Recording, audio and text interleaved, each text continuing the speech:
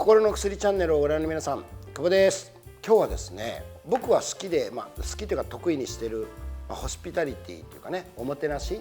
の話をしたいんですけどね。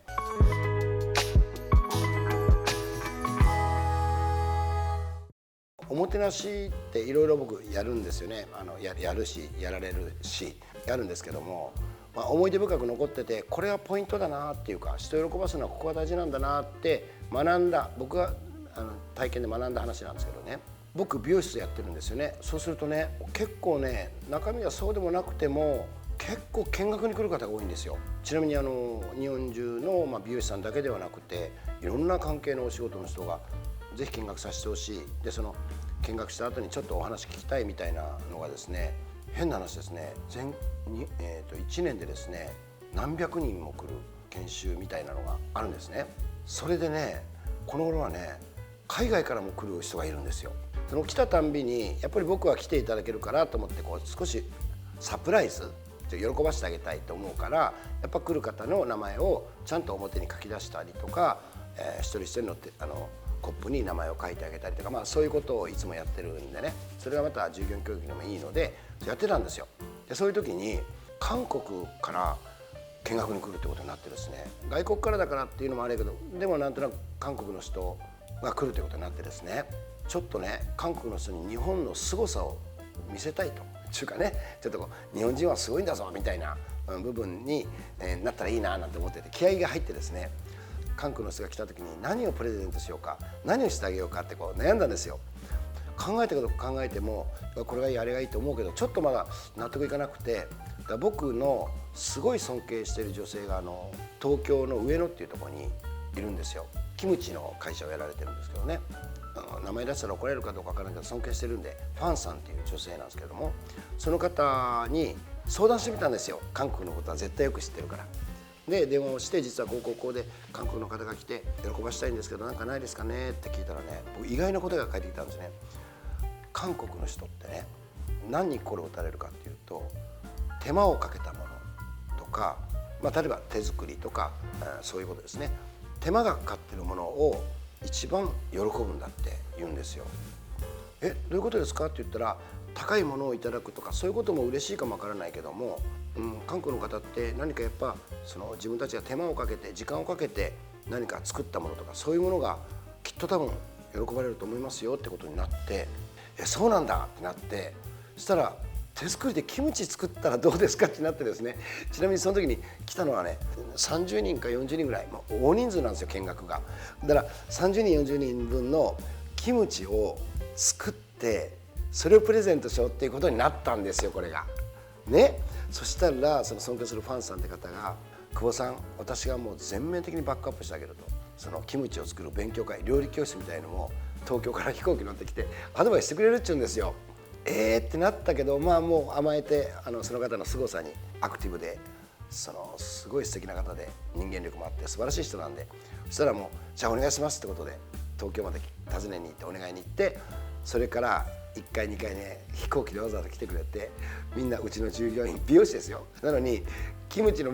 料理教室してもらってですね、いろんな方法があるんだけども、大根のキムチが一番いいんじゃないかっていう、その理由は浸かりすぎたりもあんまりしないし、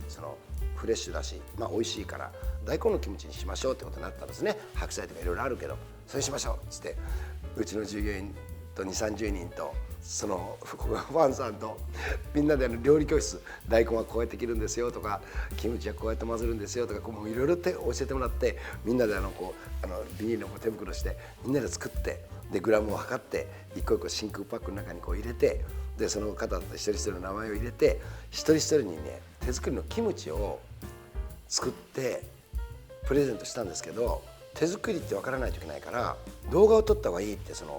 アドバイスもらったんで、作ってるとこ、料理を作ってるとこをね、映像に撮ったんですよ。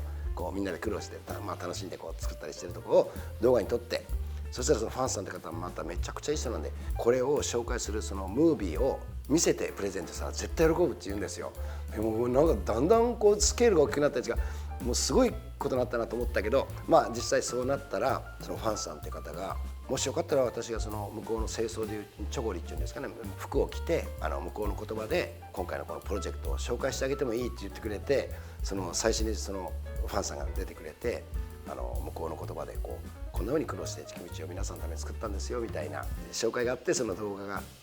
あったんでね、でみんなに見てもらったんですよ。すでにもう泣いてるんですよ、韓国の人で。その動画も上げますって後でデータを言うけど、もう早く自分のスタッフとか親に見せたいって言って、みんなもう携帯で動画も撮ってるんですよ。でもその時点でもう泣いてるんですよ。泣いてる人が何人もいるんですよ。こうして喜ばれても僕らに抱きついてくるんですよ、もう喜んで。でうちの従業員も負けられないからっていうんで、そのお店の中にあるメニューから商品の紹介から全部ハングル文字で書き換えて、全部その日だけは韓国の文字だけにして、でみんな自分たちのネームプレートも全部韓国のハングル文字にして、そしてやったんですね。そしたらね、その来た方たちがね、みんなねもう感動して喜んでくれたんですよ。でしまいにはうちの従業員なんかそんなのが好きだから、このおでこに油性のマジックでイケメンってハングル文字で書いて、変な顔してるんですけどハングル文字で書いて、その子はもうみんなからもう写メ撮っていいかってやってね、そのイケメンって書いてる変ブ男がねすごい人気で喜んで帰られたんですよ。でやっぱり日本にはかなわないとで、うなって帰られたっていう話なんですけどね。なんかその時僕思ったんですよ。僕らはもうそうだなと思って考えてみたら、なんとなく豪華なものをもらうよりも手作りのものが嬉しいでしょ。手紙でもそうじゃないですか。なんとなく手紙もなんとなく豪華なものっていうか、高い何かものでもらうよりも全部手書きだったりすると嬉しいじゃないですか。ね、料理だっていくら美味しくたってそのレトルトよりもやっぱり手作りの方がいいでしょ。だから結局ね、人を喜ばすっていうのは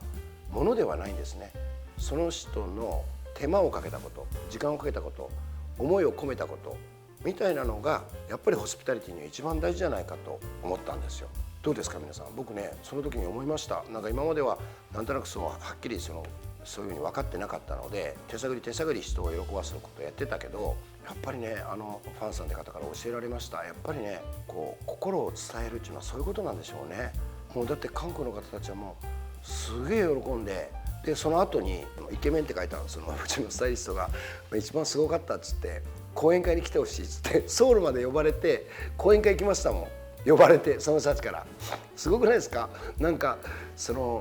マジかって感じでしたね。今日はなんとなく皆さんもやっぱ自分の家族の誕生日とか知った人の何かサプライズなんてあるでしょう。その時にねちょっと覚えておいてほしい。やっぱりね物ではないんですよ。やっぱり思いと手間と時間と、これがすごく大事なんですよっていうおもてなしにはですね、そういうことを学んだことを紹介しました。